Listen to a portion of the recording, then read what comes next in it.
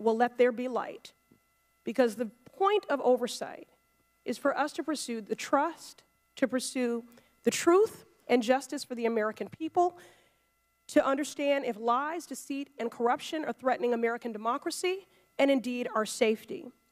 Mr. Chairman, charities should not be abused as personal piggy banks. It is both against the law and extremely unfair to charities that play by the rules. A line of questioning that we have not yet addressed and we've been glaringly absent in tackling is that of the abuses of the Trump Foundation. Now, the President's Charitable Foundation agreed to dissolve in response to an ongoing investigation and lawsuit by the New York Attorney General. The New York Attorney General found what it called, quote, clear and repeated violations of state and federal law, including, quote, repeated and willful self-dealing by the Trump administration. Apologies, by the foundation. If I understand your opening statement correctly, in mid-2013, you arranged for a straw purchaser to bid $60,000 for a portrait of Mr. Trump painted by the artist William Quigley at a charity auction. Is that correct? That's correct. Why would the President want to bid up the price of something that he was ultimately paying for? It's all about ego. How was it paid for? I believe it was paid for by a check from the trust. And abuse, and again, you know, this is not a partisan pursuit here. I think ultimately what we're demonstrating is patriotism. This is about what is right and just for the American people.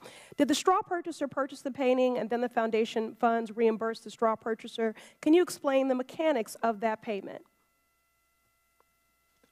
I'm not involved with the foundation. Okay. Did the President know what was happening? Oh, yes. And how did you know he knew what was happening? Because he tasked me to find the straw bidder to ensure that his painting, which was going last in the auction, would go for the highest amount of any of the paintings that have been put on the auction block for the day. And what happened to the painting? I believe it's in one of the clubs. Okay. According to the New York Attorney General in March 2014, Mr. Trump again used the foundation to pay $10,000 for the winning bid on another portrait of Mr. Trump that ended up as decor in one of his golf courses in Miami. Mr. Cohen, are you familiar with that transaction? Yes. Are you aware of any other instances where the Trump Foundation was used to benefit the Trump family? Yes. Could you elaborate? So there was a contract that I ended up creating on Mr. Trump's behalf for, it was a Ukrainian oligarch by the name of Viktor Pinchuk. And it was that Mr. Trump was asked to come and to participate in what was the Ukrainian-American Economic Forum.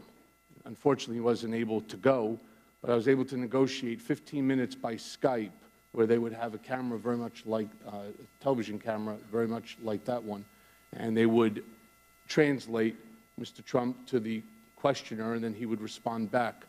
And I negotiated a fee of $150,000 for 15 minutes. I was directed by Mr. Trump to have the contract done in the name of the Donald J. Trump Foundation, as opposed to Donald J. Trump for services rendered. Thank you. Any other abuses of the foundation that you'd like to share? Again, it is against the law, and again, extremely unfair to charities that are playing by the rules. Not at this time, but if I think of one, how. Okay.